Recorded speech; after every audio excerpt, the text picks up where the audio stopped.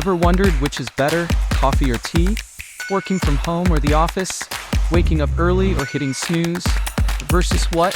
We compare anything and everything. Sometimes logical, sometimes ridiculous, but always entertaining. Each episode, we break down two things, analyze them from every possible angle and a few impossible ones, and let you decide the winner. So, versus what? Hit follow and let the battles begin. Hey there, welcome back to Versus What, the podcast where we grab two everyday legends, toss them into the ring, and let them duke it out until one's crowned champ, or, let's be honest, until we're too buzzed to keep score. Today, we're stirring up a rivalry that's been simmering longer than civilization itself. Tea versus coffee. These aren't just drinks, folks. They're your lifeline, your cultural swagger, the only reason you're not still drooling on your pillow right now.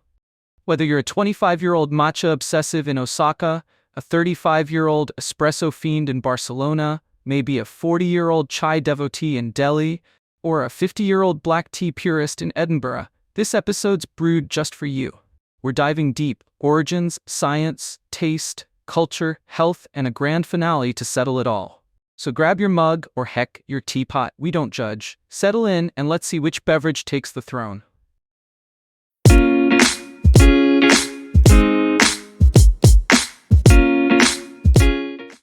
Let's kick this off with the roots, because every legendary showdown needs a blockbuster backstory, and these two have tales that could fill a library.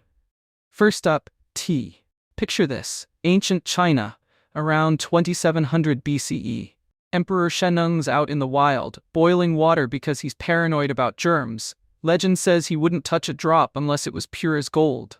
Some leaves from a wild Camellia sinensis plant, the tea tree, float into his pot, turning that plain water into a golden elixir. He takes a sip expecting, I dunno, weird soup maybe? And bam, tea's born. Was it dumb luck? Totally. Did it change the world? Oh, you bet it did. Fast forward to the Han Dynasty, around 200 BCE, tea's a medicinal must-have. Herbalists are prescribing it for headaches, fatigue, even dreams of immortality. By the Tang Dynasty, 600 CE, it's a cultural titan. Poet Lu Yu's writing the Cha Jing, calling it froth of the liquid jade. Merchants haul it down the Silk Road, swapping it for silk, porcelain, warhorses, you name it. Monasteries brew it to keep monks awake for meditation. Buddhism and tea become instant besties. Jump to the 1600s, Britain's hooked. They're sipping it while plotting to colonize half the planet. The East India Company's shipping it from Fujian to London. Aristocrats in powdered wigs are sipping from porcelain cups so thin you can see through them. Japan's turning it into art. Tea ceremonies like Chanoyu take hours, every move a meditation. Matcha whisked with bamboo in total silence. Russia's dragging it across Siberia in camel caravans. Samovars keep it hot, paired with bread and a shot of vodka. India's planting it in Darjeeling and Assam, misty hills so steep you'd need a goat to pick it, producing leaves they call the champagne of teas. The Dutch are smuggling it to Amsterdam, merchants sipping while counting guilders. Portugal's trading it from Macau, Spain's loving it in Madrid. Tea's rise is slow, steady, relentless, a wise old sage building a dynasty, one leaf at a time. Now, coffee, hold on to your hat, it's a wild one. Picture 9th century Ethiopia. A goatherd named Chaldees just trying to keep his flock from tumbling into a gorge. One day, his goats start munching on bright red coffee cherries. Next thing he knows, they're leaping around like they're auditioning for a circus, staying up all night, bleeding like they've lost it. Chaldees, intrigued, tries the cherries himself, feels this jolt, and thinks, well, this beats napping in the sun. He shares it with local monks. They grind the beans, brew them up, and suddenly they're chanting through midnight prayers without a single yawn. By the 10th century, coffee's spreading through the Arabian Peninsula. Traders in Yemen call it kahwa, wine of the bean, because it's got that kick. Sufi mystics in Mocha sip it to stay awake for their whirling dervish rituals, spinning until dawn. By the 1400s, it hits Europe. Venetian merchants sneak it past priests who call it the devil's brew, claiming it's satanic. The Pope tries it, shrugs, says let's baptize it instead. The 1500s roll around. It's in Istanbul. Coffeehouses called kahvehane pop up. Poets, rebels, scholars plotting over tiny cups. The 1600s? Ottoman traders bring it to Vienna after a siege, locals add milk and sugar, birthing that cappuccino vibe.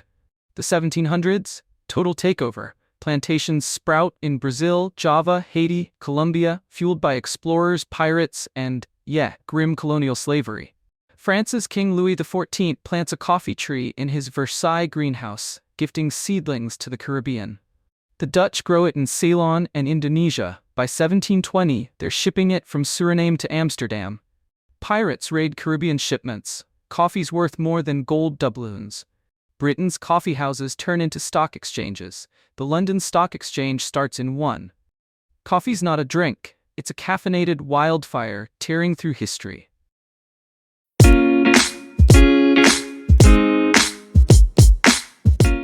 Oh, and get this. Coffee got banned in Sweden in 1777. Kings thought it sparked riots, and well, they weren't wrong. Caffeine's chaos incarnate. The Ottomans banned it in 1511. Sultans feared cafe chatter would topple them, even executed baristas to prove a point. Tea's drama? Britain taxed it so hard in the 1700s, colonists dumped 342 chests, 92,000 pounds into Boston Harbor, igniting the American Revolution. Both drinks? Rebellion in their blood. So tea's rocking the ancient wisdom vibes. Coffee's got that wild goat anarchy. Round one's a tie, both backstories are too epic to top. But what's powering these legends? Let's dive into the science.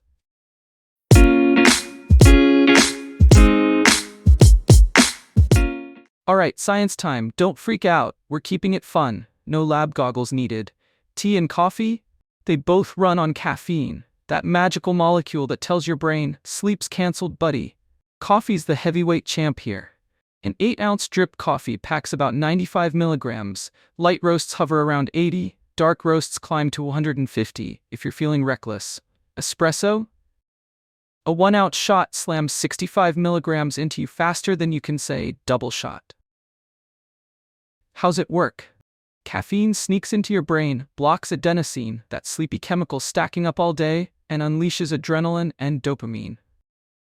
Your heart's pounding, your focus is razor sharp, your neurons are firing like a fireworks finale.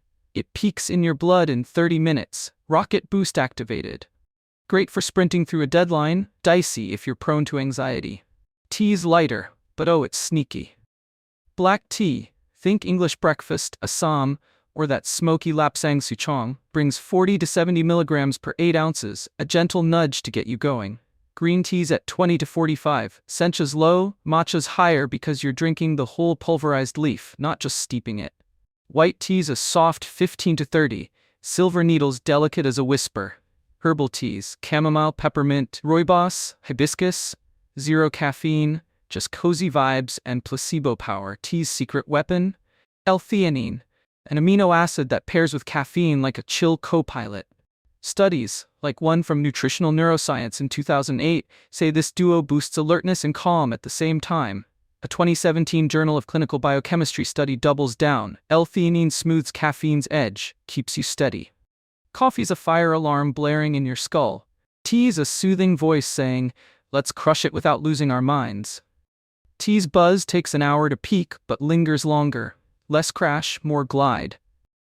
Coffee's got firepower. Antioxidants like chlorogenic acid hunt free radicals, those rogue molecules aging you faster than a bad breakup. It tweaks metabolism, burns fat short term, says a British Journal of Nutrition study. Though don't ditch the gym yet. It might spike blood sugar. Great for a sprint, risky if you're diabetic. Tea's got its own arsenal. Catechins in green tea fight inflammation. Theaflavins in black tea tackle oxidative stress, polyphenols everywhere. Green tea's EGCG, epigallocatechin gallate, if you're fancy, might zap cancer cells per lab studies, though human trials are still brewing. Oolong's got a mix of both, half oxidized, half powerful. Coffee's caffeine half-life is 5 hours. Sip at noon, half still buzzing at 5 p.m. Tea's lighter load fades faster, less jolt, less fallout. Coffee's acidity can churn your gut. Tea's tannins can dry your mouth. Both are tiny health ninjas with different moves.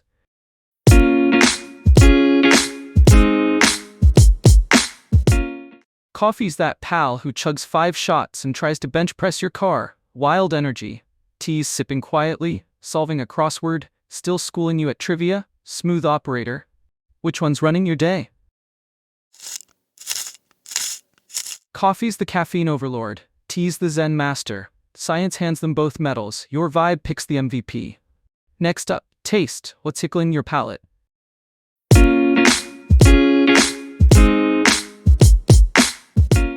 Taste is where tea and coffee strut their stuff, and wow, they've got swagger for days.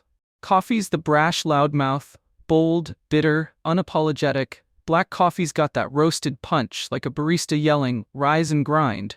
Light roasts, like Ethiopian Yirgacheffe or Kenyan AA, bring floral and citrus vibes. Think lemon zest, jasmine, green apple on a sunny morning. Medium roasts like Colombian Supremo, Costa Rican Terrazú, is balanced nutty warmth with fruity zing, smooth yet punchy, like a handshake with a kick. Dark roasts like French, Italian, Sumatran, slam you with smoky, chocolatey depth, campfire in your throat, dark cocoa on a winter night. Customization's coffee's superpower. Lattes with frothy milk so perfect it's edible art, cappuccinos with that espresso foam waltz, mochas with enough chocolate to call it dessert, cold brews smoother than a velvet couch, flat whites keep it tight, macchiatos dabble in foam, Americanos stretch it out, cortados pack a punch, coffee's the rock star, riffing endlessly. Tea's the introspective poet, subtle, layered, sneaky, brilliant. Black tea's got heft. Darjeeling's muscatel notes taste like high-end wine grapes. Assam's malty richness is a breakfast bear hug. Ceylon's brisk citrus snap wakes you gently. Lapsang Souchong's smoky pine vibe is like drinking a forest fire. Green tea's fresh and grassy. Sencha's light and crisp like spring air. Matcha's thick, earthy, intense enough to make you feel briefly enlightened. Dragonwell's nutty and sweet like chestnuts. Oolong's a shapeshifter, part green, part black. Taiwan's Alishan is buttery. China's tea guanyin is orchid-like, woody or floral depending on the brew. Pu'er's fermented funk is like sipping aged forest floor, earthy, weirdly good. White tea's delicate, silver needle's sweet and floral, white peony's mellow and honeyed. Herbal teas? Total wildcards, peppermint's a minty slap, chamomile's a floral lullaby. Rooibos is nutty and sweet like a South African dusk. Hibiscus zings with tart cranberry vibes. Lemongrass cuts sharp and bright. Ginger bites with spice. Tea whispers flavor. You lean in to catch it.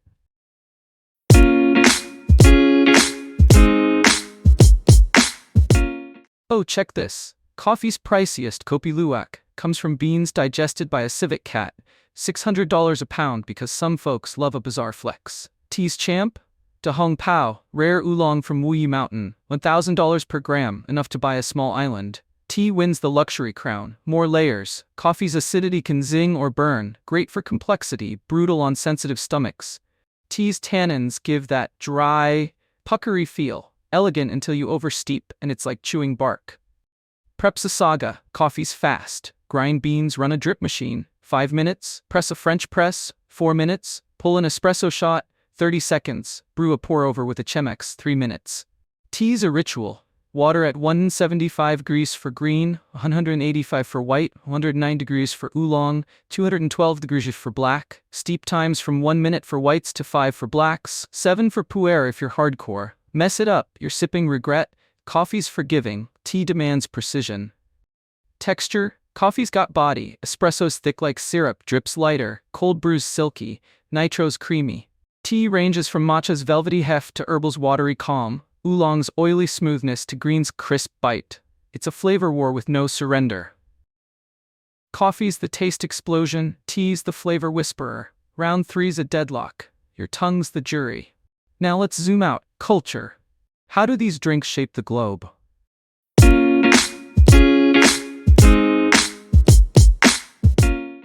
Health's where we sift truth from hype. Buckle up. Coffee's a wild card. Moderate doses, 2 to 4 cups daily, are pure gold.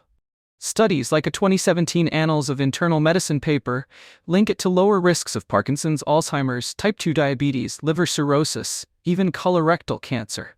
A 2018 JAMA study says 3 cups might cut premature death risk by 10%. Antioxidants, chlorogenic acid, caffeic acid, zap free radicals may be stretching your lifespan. It revs metabolism, burns fat short term, per a British Journal of Nutrition study. Though don't skip the treadmill. boosts mood. Dopamine spikes fend off the blues, says a 2011 Archives of Internal Medicine paper. But overdo it? Jitters, insomnia, a stomach that feels like it's hosting a riot. Yikes. Acid reflux flares, GERD sufferers wince. Teeth yellow, dentists sigh. Heart races like you're fleeing a bear. Tachycardia's no picnic. Crash risk is brutal. Caffeine peaks, then dumps you hard, leaving you a husk by 4 p.m. Withdrawal, headaches, fatigue, grumpiness. Coffee's a clingy ex. Teas, the health darling. Steady, gentle, smugly good. Green tea's catechins are anti-inflammatory MVPs. Research in Circulation says 3 cups daily might drop heart attack risk by 20%. Black tea's theaflavins lower cholesterol, blood pressure. Your arteries send fan mail. Oolong's half green, half black. Studies hint it might burn fat, per a 2009 Chinese Journal of Integrative Medicine paper. White tea's polyphenols might fight aging, early lab stuff, not gospel. Herbal teas shine. Chamomile calms nerves, per a 2016 phytomedicine study. Peppermint aids digestion. Hibiscus nudges blood sugar down, per a 2013 Journal of Ethnopharmacology study. Rooibos packs antioxidants, caffeine-free, South Africa's gift to insomniacs. Ginger tea fights nausea, great for hangovers. Rooibos might ease allergies, early buzz, not proven. Downsides: tannins block iron absorption, don't pair it with steak or kale. Too much strong tea, 5 cups of matcha, still wires you, just less than coffee. Oxalates in excess might nudge kidney stones, rare but real.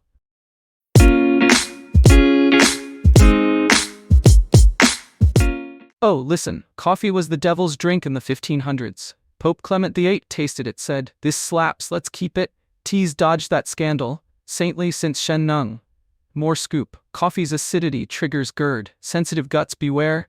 Tea's gentler, but tannins can dry your mouth. Oversteeped black tea's astringent, both dehydrate mildly. Caffeine's a diuretic, but your body adapts. Sleep? Coffee's half-life is 5 hours. Sip at 2 p.m., half's buzzing at 7 p.m. midnight if you're slow to metabolize. Tea's lighter kick fades faster. Green tea at 3 p.m. won't haunt 1 a.m. Coffee stains teeth worse. Tannins in both do it, but coffee's darker punch hits harder. Addiction? Coffee's hooks sink deep. Withdrawals bring headaches, fatigue, even depression. Tea's milder, less drama quitting. Gut health? Coffee might loosen you up, great or grim, depending. Tea's probiotics in kombucha might balance you. Fermented tea's a niche win. Bones? Coffee might leach calcium if you overdo it. Studies are mixed. Tea's fluoride might strengthen teeth. Dentists smile. Coffee's the high-stakes MVP. Tea's the steady healer. Health's a toss-up. Moderation's the real goat. Final round, lifestyle fit. Who's your forever brew?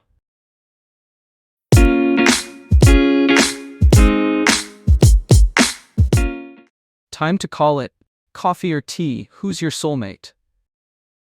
Coffee's the ride or die for the fast lane. 25-year-olds cramming for finals in Seoul. 35-year-olds powering through deadlines in Sao Paulo.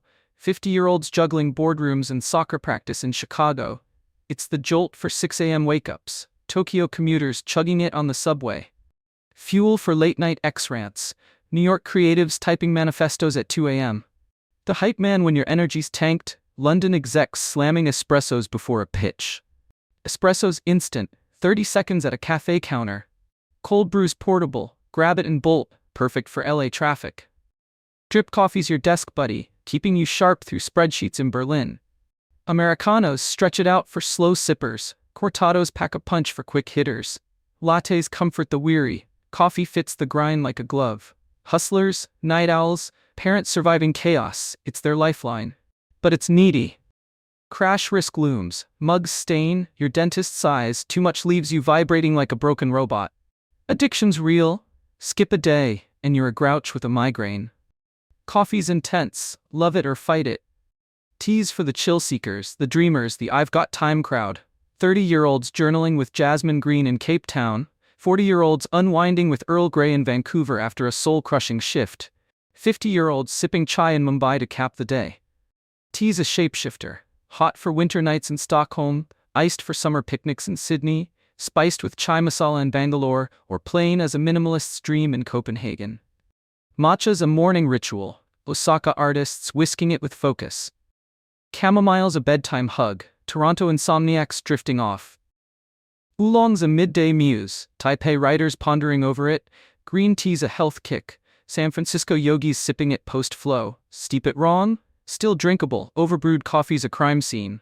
Tea's forgiving, versatile, low drama, loose leaf for purists, bags for the rushed, it rolls with you. No crash, just a gentle fade. It's the friend who listens, not the one who interrupts. Poets, meditators, late-night readers swear by it.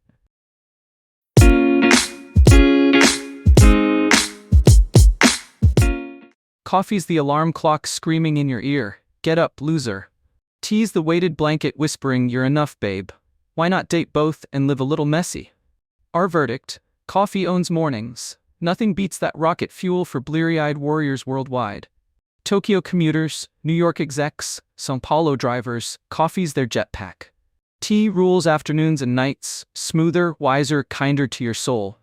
London bookworms, Mumbai retirees, Cape Town dreamers, tea's their balm. Both are icons, coffee's the sprint, tea's the marathon. Morning rush? Coffee's your lifeline, 6 a.m. warriors salute it, evening wind down, tea's your hug, 10 p.m. philosophers cherish it. Disagree?